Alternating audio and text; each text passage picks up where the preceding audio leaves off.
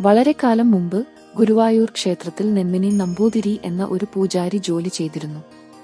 ആ ദിവസങ്ങളിൽ ഒരു പൂജാരി മാത്രമേ ഉണ്ടായിരുന്നുള്ളൂ. ഒരു ദിവസം പെട്ടെന്ന് ഒരു പ്രധാന കാരണത്താൽ അദ്ദേഹത്തിന് പുറത്തു പോകേണ്ടി വന്നു. പോകുന്നതിനു മുമ്പ് അദ്ദേഹം തന്റെ ഉണ്ണിയോട് നിവേദ്യം കൃത്യസമയത്ത് ഭഗവാൻ സമർപ്പിക്കാൻ പറഞ്ഞു.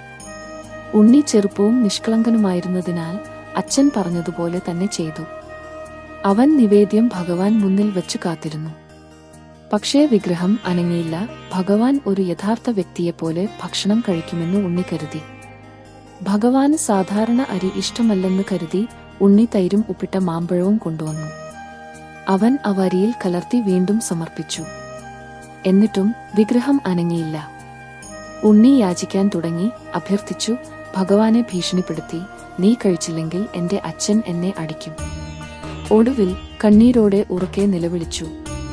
ആ കുട്ടിയുടെ നിർമ്മലമായ ഹൃദയത്താൽ സ്പർശിക്കപ്പെട്ട ഭഗവാൻ ഭക്ഷണം അപ്രത്യക്ഷമാക്കി.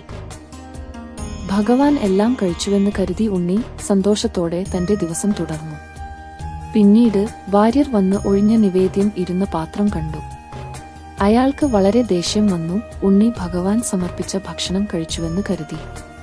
ഉണ്ണി വിശദീകരിക്കാൻ ശ്രമിച്ചു, ഇല്ല, ഭഗവാൻ അത് കഴിച്ചു.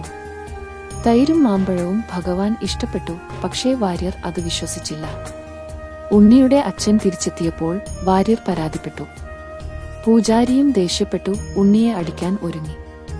എന്നാൽ അപ്പോഴേക്കും മുകളിൽ നിന്ന് ഒരു അശരീരി വന്നു പറഞ്ഞു, ആ ഭക്ഷണം കഴിച്ചത് ഞാനാണ്. ഉണ്ണി നിരപരാധിയാണ്. എല്ലാവരും ഞെട്ടിപ്പോയി. ഭഗവാൻ ഉണ്ണിയുടെ നിഷ്കളങ്കമായ വഴിപാട് ശരിക്കും സ്വീകരിച്ചുവെന്ന് അവർ ഇപ്പോൾ മനസ്സിലാക്കി. ഉണ്ണിക്ക് ദൈവത്തെ പോലും സ്പർശിക്കുന്ന ശുദ്ധവും സ്നേഹനിർഭരവുമായ ഒരു ഹൃദയമുണ്ടായിരുന്നു.